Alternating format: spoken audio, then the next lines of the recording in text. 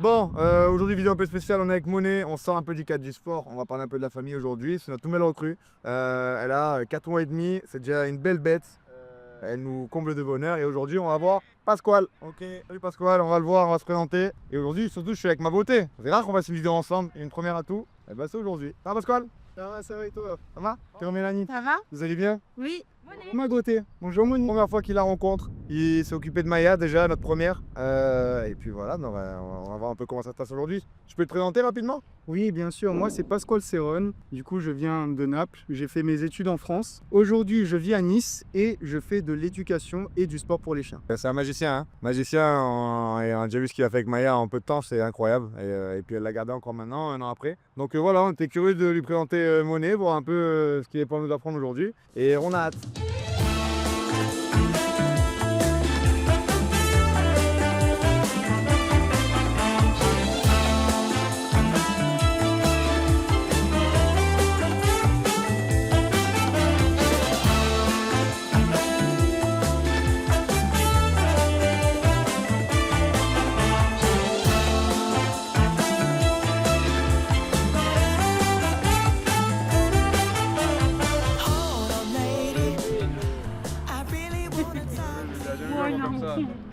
Elle est venue, t'as vu? Elle est restée figée.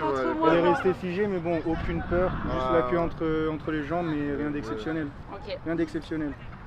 Non, franchement, niveau sociabilisation, bah, elle vit avec les autres chiots, j'imagine. On est 5 à la maison, 5 chiens. Ouais, Qu'est-ce que ok. tu penses de cette espèce? Ça peut intéresser, je pense. Alors, les premières questions à se poser, ce serait déjà la race. Ouais. Ok, qu'est-ce que c'est que la race? Ouais. Et aussi, qu'est-ce que c'est que Monet, personnellement, du coup, la petite chienne. La race, vous y connaissez un peu? Ouais, En on bully, s'était un peu renseigné, mais je pense que ça peut intéresser si tu as Ouais, bien sûr. Alors, les bullies, très simplement, c'est une race très très récente. Elle vient en fait de certains chiens qui sont le pitbull, le bulldog américain et aussi le l'Amstaff terrier. Du coup, on va dire que c'est une race qui a évolué dans les années 90 jusqu'à maintenant, elle n'a que 30 ans. Elle est assez controversée. Pourquoi? On va dire il y a le bon et le mauvais.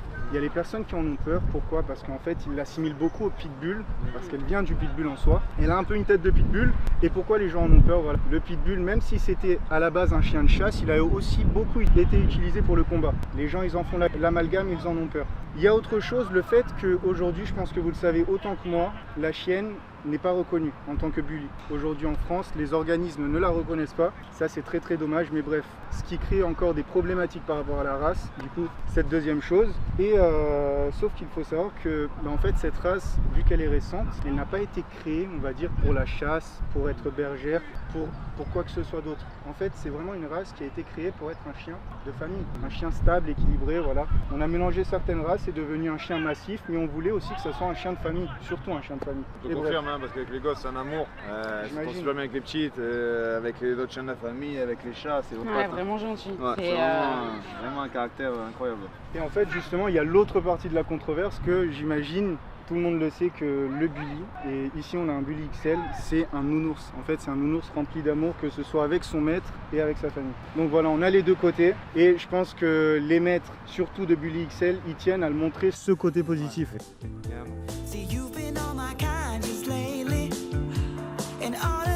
Assis. La première chose à faire, vous vous souvenez de la communication ou pas? Plus ou moins. On va communiquer avec le chien très très simplement. Par exemple, pour attirer son attention, premièrement, ce qu'on pourrait apprendre, c'est la connexion visuelle, d'accord? Du coup, le regard, simplement. Comment on le fait? Tu te souviens? Prénom, puis un ordre, un geste. Ici, on veut travailler le regard. Du coup, par exemple, ça va donner Moni, regarde-moi, un geste et un mot. Par exemple, regarde-moi. Ok? Vous voulez qu'on teste? Allez, commence bien. Commence-toi. Allez, vas-y, commence. Moi, je ne veux pas éduquer le chien personnellement. C'est-à-dire, moi, mon objectif, c'est vraiment que le chien écoute Mélanie et Vincent. D'accord? Je peux faire un essai. Je peux faire un essai avec la chienne, mais l'objectif, c'est que je ne le fasse plus et que j'apprenne vraiment à Mélanie et Vincent de faire eux-mêmes pour que la chienne les écoute à eux et seulement eux. Elle a senti la friandise. Elle a compris que j'en ai une dans les mains. On veut lui apprendre le regard. Monet, elle sait qu'on parle à elle. On lui montre la friandise et on la ramène jusqu'aux yeux. Ici, elle me regarde. D'accord? Dès qu'elle me regarde, je peux lui donner la friandise. Je recommence. Monet. C'est très bien, ma puce. C'est bien, ma puce. Et vous pouvez recommencer. Allez, ça va? Ça régale, on est ça va. Monet, viens.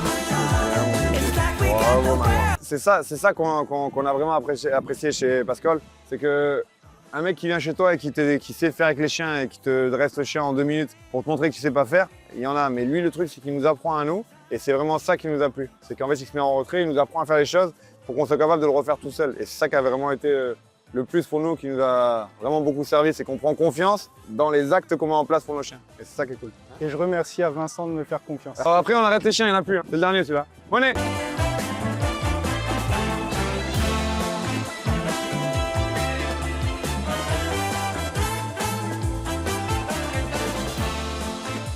Mais elle a eu un truc, c'est qu'un DBB, quand elle marche avec nous, elle nous regarde tout le temps quand elle marche. Tu sais, Ouais, chose que les elle autres, se réfère beaucoup à ouais, les autres, c'est plus aller devant, tirer la lait, quoi, et essayer d'aller le plus devant, quoi.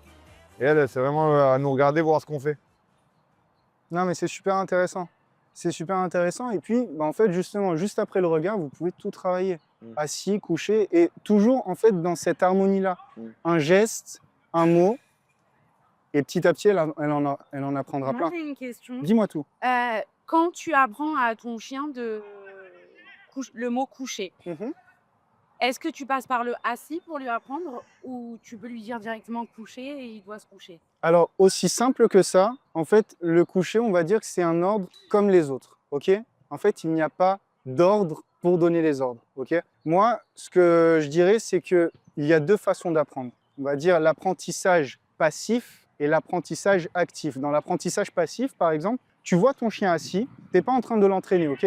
Tu le vois assis, tu lui dis « Monnaie assis », très bien, tu lui donnes une friandise. Là, c'était du passif. En gros, tu l'as entraîné sur un moment donné où il était déjà assis. Et tu peux entraîner en fait le coucher comme ça, tu vois. Ou de la manière active, par exemple, là, tu te dis « Écoute, je prends 30 minutes avec mon chien, je prends une friandise, par exemple, je la mets par terre au sol, elle se couche, dès qu'elle se couche, c'est moi qui ai stimulé le fait qu'elle se couche. Et là, hop, je caresse le chien, je lui donne la friandise et je lui fais comprendre qu'on a entraîné coucher. En gros, dans ces 2 façons-là. On va essayer de lui apprendre le coucher, on l'a encore jamais fait. Et on va suivre tes consignes pour essayer d'apprendre ça. Je le fais une première fois? Allez, vas-y. Tiens, par exemple, on va voir si ça marche. Attends, je vais en prendre qu'une moitié. Ouais. À la diète. Monnier? Monnier, viens. Coucher. Monnier. Coucher.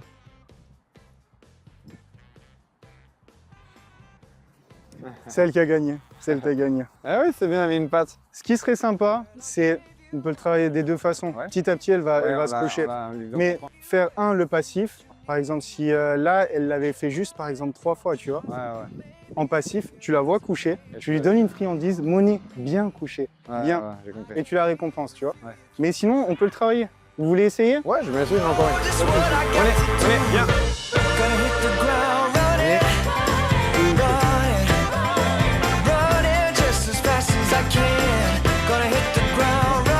Je lui donne surtout pas, parce que c'est pas possible. Après, il y a quelque chose aussi à respecter. Compliqué à Enfin, ouais, dans le langage, moi aussi, je l'ai fait. Ouais. Et surtout, si elle n'arrive pas tout de suite, Ouais, être patient, ne pas se mettre de pression. Il y a un truc que j'aimerais bien qu'on fasse, si tu veux bien, c'est que des fois, tu vois, quand elle est en train de jouer avec les autres dans le jardin, elle court jouer, il y a les poules à la maison. Oui. Donc elle va jouer un peu avec les poules, elle va un peu à droite à gauche, il y a des gens qui viennent à la maison. Des fois, ça m'arrive de l'appeler quand elle est loin. Le rappel, mais un rappel avec quelques mètres. Est-ce que, bon, déjà, je l'ai vu, elle a un rappel sur, par exemple, on va dire 5 mètres. Allez, Ouais. Ça marche très très bien. Là, c'est déjà, ça commence à être lent pour moi. Quand je l'appelle, des fois, elle vient plus. D'accord. D'accord. Moi, je pense que la première chose à faire, du coup, en fait, ça passe par plein de choses. Ouais. Très très bien. Très, très regarde, bien. elle a réussi. Tu vois, Mélanie, elle a plus de ça patience. va. Bravo. Après, le but, c'est Je veux vraiment refaire. qu'elle y arrive et je suis super content quand elle y Attends, refais. Montre-moi comment t'as fait, j'ai pas vu. Ouais. Trop fort. Bravo. Incroyable. Intelligent, hein. Déjà, par exemple, la récompenser sur le fait d'être près de vous lorsque vous vous éloignez, ça, c'est un pas excellent pour travailler le rappel. On va dire c'est le premier pas, ok? Travaillons ça, par exemple. Comment on fait? On t'écoute. Tout simplement, par exemple, nous, on va se regrouper, on va rester, et Mélanie, Ouais. parce qu'elle réussit tout, Ouais. voilà, parce qu'elle réussit tout, on va la faire s'éloigner, volontairement, bien sûr, et Monnaie, voilà, si elle la suit, bah, juste marche 3, 4, 5 pas avec elle, et c'est là où tu dis Monnaie au pied. C'est bien, tu vois. Bien. Ok.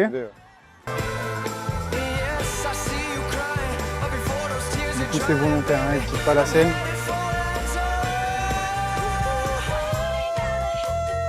Ça c'est très très bien.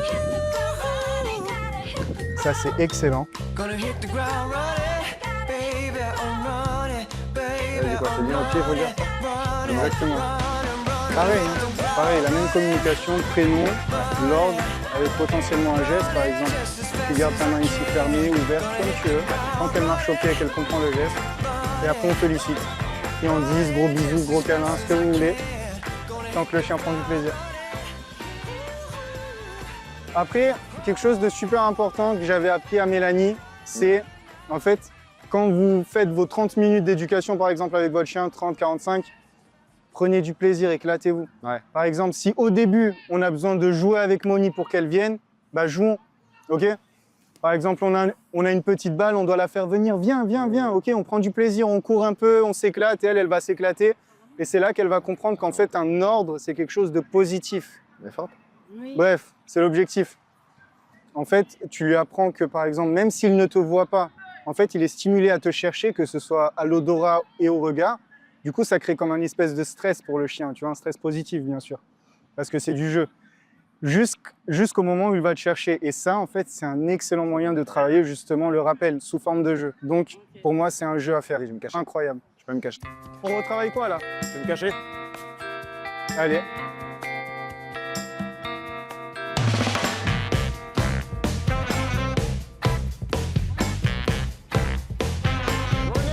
Viens. Moni, viens. Well, I gave you all my love and I gave you all my trust and I gave you everything that you need. But you sauvé always papa. told me lies and you made me Du coup, realize là, that, ils se sont retrouvés, hein. babe, you ain't no good for me. Ok. I can't be with you, you can't be true. Viens. Moni. Je voulais la passer. C'est bien, mon bébé. Ah, quelque chose d'intéressant que je voulais rajouter, que j'ai pas dit à la caméra. Super intéressant, par exemple, moi, une des bases que je vous apprends, c'est par exemple, lorsqu'on communique avec un chien, simplement, on avait dit prénom, geste, plus mot, plus récompense, ok?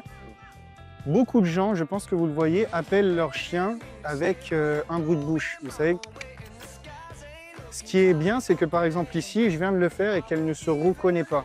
En fait, il faut savoir que beaucoup de chiens reconnaissent ces bruits de bouche comme leur prénom.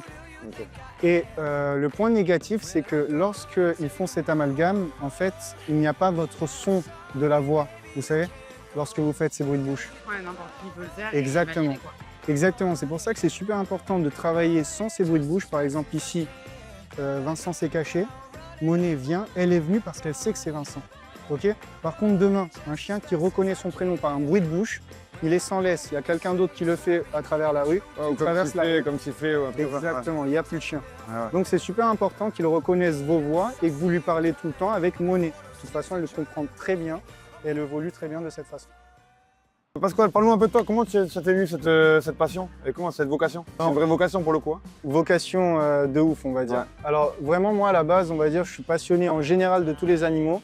L'histoire des chiens dans ma famille a commencé du fait que mon papa, il était restaurateur de meubles anciens et d'objets d'art. Et en fait, son papa, lui, il l'était aussi. Et ils avaient 3 dogs allemands, justement, on va dire un peu. Ouais, très très gros chiens. Pour justement protéger la galerie d'art lorsqu'ils partaient, par exemple, aux enchères ou quoi. Et en fait, cette fascination des chiens en général m'est venue de là. Je me suis énormément documenté. J'ai pris énormément de plaisir, en fait, tout simplement avec les chiens que je croisais. Par la suite, j'ai même pris 2 chiots, du coup, que tu connais, 2 bergers belges. Si vous voyez ce qu'il lui fait faire, ce qu'il leur fait faire à ces chiens, c'est impressionnant. Non, c'est sympa. Ils s'éclatent et c'est le but. On mettra des visuels, mais c'est impressionnant. On s'éclate et c'est le but. Le but, c'est voilà, de passer un bon moment avec son chien, de vivre aussi les moments du quotidien. Tu sais, même les restrictions et tout qui sont de vivre en ville, justement d'éduquer le chien pour qu'il soit habitué à tout ça. Et autre chose, faire du sport avec lui. Par exemple, moi, le sport, c'est mon kiff. Partager ces moments de sport avec eux, c'est juste un plaisir. Ouais, c'est vrai. Je vois souvent jouer au foot C'est avec eux. juste un plaisir. Ouais, bien sûr. Ouais, c'est super, parfait. Parce que quand on est... quand on veut un chien, d'accord, la décision, elle fait souvent... Alors souvent, c'est réfléchi. Des fois, ça se fait un peu sur un coup de tête. Mais ce qui est sûr, c'est qu'on n'a pas forcément les bons réflexes. La preuve en est, j'aurais jamais eu l'idée, très bête, mais de récompenser avec une friandise pour apprendre quelque chose, j'aurais jamais eu l'idée par moi-même, même si ça paraît... Je vois. Et du coup, c'est important de se faire encadrer. Alors, je suis bien placé pour vous dire ce que je fais au quotidien avec les papas que j'encadre. Donc, j'ai conscience qu'il faut les compétences externes pour pouvoir développer des choses qu'on ne sait pas faire. Et les chiens, moi, je vous souhaite que de 0 animal à la maison à 5 chiens à la maison, sans compter le reste. Et c'est vrai que ça demande une patience et un savoir-faire. Et Pascal, pour ça, il a été incroyable parce que dès le début, il nous a expliqué les bases. Et les bases ont été plus qu'efficaces. Parce que vraiment, maintenant, on a des chiens qui sont équilibrés. On les balade, et on a des enfants qui ramènent leurs copines ou leurs copains à la maison et tout se passe bien. Et ça nous a ouvert. À la base, je te rappelle, j'avais un peu peur des gros chiens. Ouais. Maintenant, Monet, bébé. J'imagine. J'imagine. Voilà, donc on se rend compte qu'en fait, l'appréhension qu'on a, ça la brise au fur et à mesure. Exactement. Exactement. Il faut savoir que tous les chiens, à la base, sont des bons chiens. En fait, je pense que pour que tout se passe bien, que ce soit du côté humain et chien, en fait, il faut juste une bonne communication. Et moi, ma devise, c'est un peu bonne communication est égale bonne éducation, justement. Si l'homme arrive à communiquer avec le chien autant que le chien, justement, a appris à communiquer avec l'homme, tout se passera bien. Magnifique. Écoute, encore merci pour tout. On mettra ton contact avec grand pour plaisir. que les gens puissent te retrouver. Faites-moi confiance, les Niçois et Bassin autour là, il y a vraiment un très intéressant à voir ici avec ce jeune homme. Et puis on a des chiens qui se régalent et des maîtres qui du coup profitent avec leurs chiens parce qu'il n'y a rien de pire que de ne pas oser sortir son chien de la maison. Et là maintenant on est rassuré, elle peut marcher à côté de nous, elle vient quand on la rappelle, donc c'est beaucoup plus sécurisé quoi. Merci encore. Merci à Vincent. À très vite. Merci à Mélanie. Et les gars, peace and dog. Ouais, bon voilà, j'espère que ça vous a plu les gars une fois de plus. Ce qu'on voulait c'était un peu sortir un peu du contexte. Ça fait partie de ma vie aussi. On va faire le temps des vlogs avec la famille. Ma beauté, ça me fait du bien de l'avoir un peu avec moi. Ça t'a plu? C'était un bon moment? C'est super cool. Monet était génial. Non, franchement on avait un bon combo. Et ça fait du bien parce qu'on se sera de le redire sans faire le philosophe. Mais on a des journées chargées, on côtoie pas que des gens sympas. Il y a aussi des gens un peu cons, vous en avez pas dans votre entourage. Celui qui est derrière la caméra. Non, c'est un bon gars. Khalil, c'est un bon gars. Et on le dit quand il est pas là. Et donc du coup, c'est vrai que nous, ce qui nous fait du bien à la maison, parce que souvent on me dit ouais les animaux, t'en as pas trop, t'en as pas marre. Mais en fait, c'est un amour qui est sans contrepartie. C'est-à-dire que tu rentres, eux, ils t'aiment, ils sont là, ils t'attendent, ils te font une fête que personne ne te fera jamais. Que t'es bien travaillé, que t'es mal travaillé, que t'es poli, pas poli, fatigué, ils seront toujours pareils. Donc c'est vrai que je vous conseille si vous avez la possibilité, que vous avez une famille, pour les gosses, c'est vrai que c'est un bonheur. Voilà, écoutez, un peu d'amour dans ce monde de brutes et à très vite. Bisous ma femme.